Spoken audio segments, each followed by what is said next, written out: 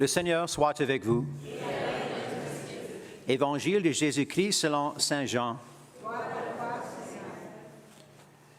C'était après la mort de Jésus, le soir venu et ce premier jour de la semaine, alors que les portes du lieu où se trouvaient les disciples étaient verrouillées par crainte des Juifs.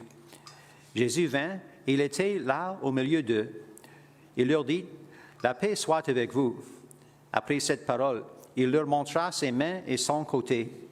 Les disciples furent remplis de joie en voyant le Seigneur.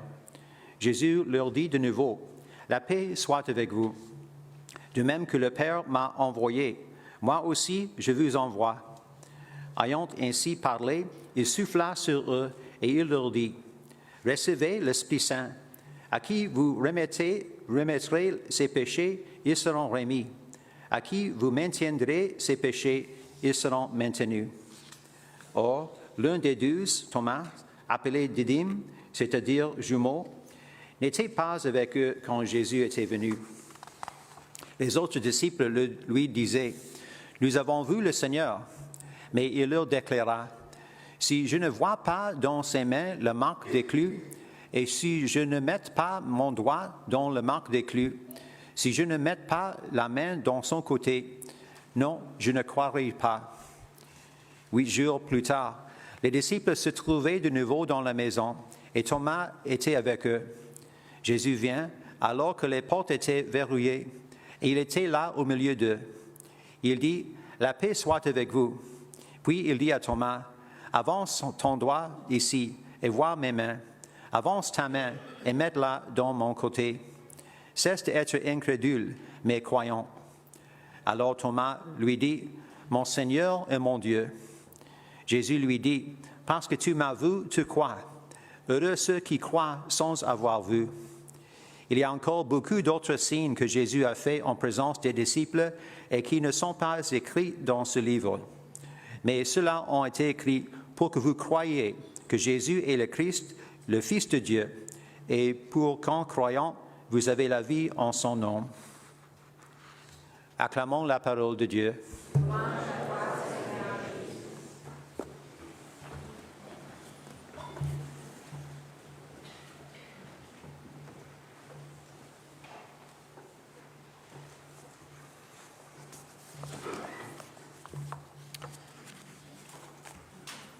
Bon matin. Depuis l'an 2000, le pape Jean-Paul II a commencé cette fête de la miséricorde divine. En avant de ça, il était seulement célébré en Pologne, mais il l'a fait universel après cette déclaration en 2000. En cette célébration, nous célébrons la miséricorde de Dieu. C'est un don libre pour nous. Ce n'est pas une chose que nous pouvons mériter, mais c'est un don gratuit que Jésus nous donne. En l'évangile de chaque deuxième dimanche de Pâques, nous avons le même évangile. L'histoire de Jésus qui vient à ses apôtres après sa résurrection 2 fois. La première fois, Thomas n'était pas là. La deuxième fois, il était là. Mais il n'a pas cru que Jésus était ressuscité jusqu'à il peut voir les marques de l'éclus dans la main et le marque dans son côté. Il était une invitation à la foi, une invitation à croire que Jésus est ressuscité sans avoir vu. Et Jésus donne une bénédiction à tous qui peuvent croire sans voir Jésus ressuscité. Pour 40 jours après sa résurrection, beaucoup de gens, une centaine de gens ont vu Jésus ressuscité d'entre les morts et nous avons les histoires, le témoignage de beaucoup de gens de ça. Et nous sommes dans la même situation que Thomas en avant de le voir Jésus ressuscité après la mort. La première fois, nous avons l'histoire de Jésus qui a soufflé sur les apôtres et il a dit reçois le Saint-Esprit. Et c'est intéressant que nous avons un sacrement de confirmation aujourd'hui où nous pouvons célébrer le don de l'Esprit Saint. Nous recevons le don de l'Esprit Saint pour la première fois à le sacrement du baptême, mais il est augmenté en le sacrement de confirmation. Nous recevons plus des dons de Dieu.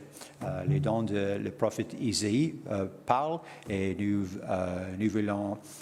allons prier pour cette don pour toi en quelques minutes aussi. So, l'invitation pour aujourd'hui dans l'Évangile est d'avoir confiance en Dieu dans toutes les choses de la vie. Et quelques ans passés, j'ai découvert un poème en anglais, mais j'ai dû essayer de traduire en français avec un peu d'assistance avec l'ordinateur. Il s'appelle « Le chemin de la vie », un poème de Tim Hansel. Au début, je voyais Dieu comme mon observateur, mon juge, gardant une trace des choses que je faisais de mal afin de savoir si je méritais le ciel ou l'enfer quand je mourrais. Il était là, un peu comme un président. J'ai reconnu son image quand je l'ai vu, mais je ne le connaissais pas vraiment. Mais plus tard, quand j'ai rencontré le Christ, j'ai eu l'impression que la vie ressemblait plutôt à une balade à vélo. Mais c'était un vélo tandem et le Christ était à l'arrière pour m'aider à pédaler. Je ne sais pas exactement quand il a suggéré que nous changions de place, mais depuis ça, la vie n'était pas la même. Quand j'avais le contrôle, je connaissais le chemin. C'était plutôt ennuyeux, mais prévisible. C'était la distance la plus courte entre deux points. Mais quand il a pris le devant, il savait qu'il y avait des longues routes dans les montagnes et à travers les rochers et à des vitesses incroyables. C'était tout ce que je pouvais faire pour m'accrocher. Même si cela ressemblait à de la folie, il a dit « pédaler ».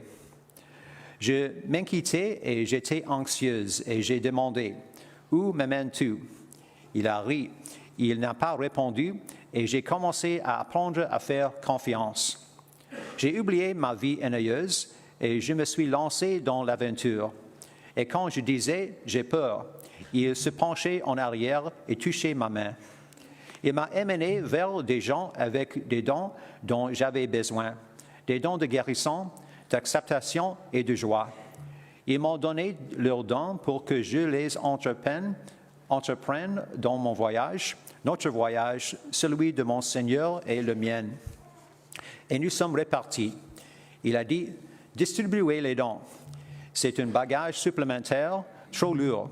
C'est ce que j'ai fait aux gens que nous avons rencontrés et j'ai découvert qu'en donnant, je recevais et que notre fardeau était pourtant léger.